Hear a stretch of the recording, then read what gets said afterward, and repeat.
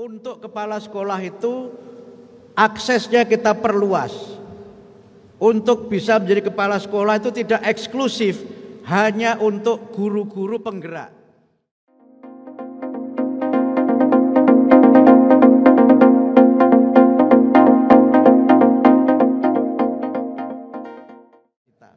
Jadi yang sekarang ini beredar di mana-mana karena takut dipolisikan. Kemudian guru membiarkan muridnya yang berkelahi, membiarkan muridnya yang melakukan perbuatan-perbuatan yang tidak terpuji.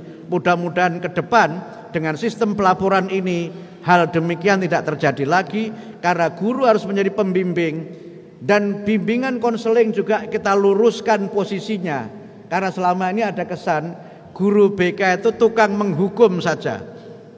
Jadi kalau ada murid yang memang dia dianggap melanggar aturan, temui guru BK.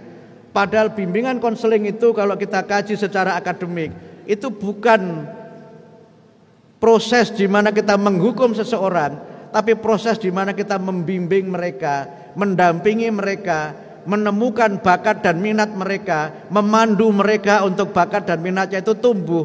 Dan itu yang ingin kita kembalikan dengan fungsi dari guru BK. Dan berarti bimbingan konseling, jurusan-jurusan atau prodi bimbingan konseling itu sangat kita perlukan. Dan di antara guru yang kita angkat ke depan adalah guru bimbingan konseling. Kemudian yang berikutnya tentu bagaimana agar para guru ini juga membekali dirinya dengan berbagai macam kemampuan-kemampuan yang berkaitan dengan leadership.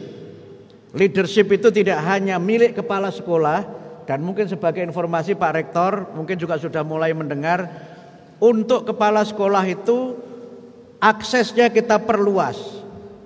Untuk bisa menjadi kepala sekolah itu tidak eksklusif hanya untuk guru-guru penggerak, tapi kepala sekolah itu kita buka peluangnya bagi semua guru yang memenuhi persyaratan dan lolos seleksi, yang nanti juga pintunya melalui dinas-dinas pendidikan.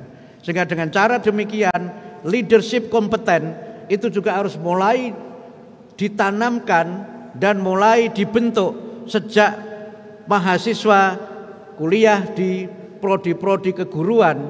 Karena menurut saya guru sebagai profesi itu memang menuntut kemampuan-kemampuan yang dirinya tidak sekedar sekali lagi menjadi orang yang menyampaikan ilmu, menyampaikan pengetahuan dan keterampilan serta nilai-nilai, tapi dirinya sendiri juga menjadi leaders.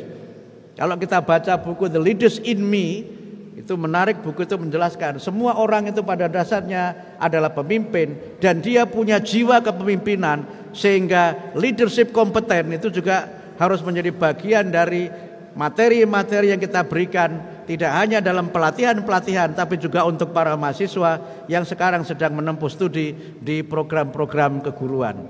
Saya kira demikian, sekedar pengantar untuk kita bisa berdialog pada kesempatan ini.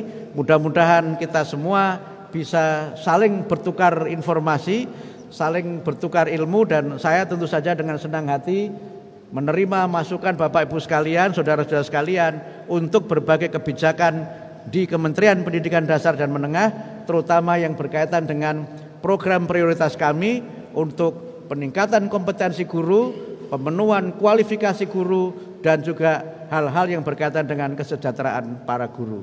Demikian, terima kasih. Wassalamualaikum warahmatullahi wabarakatuh.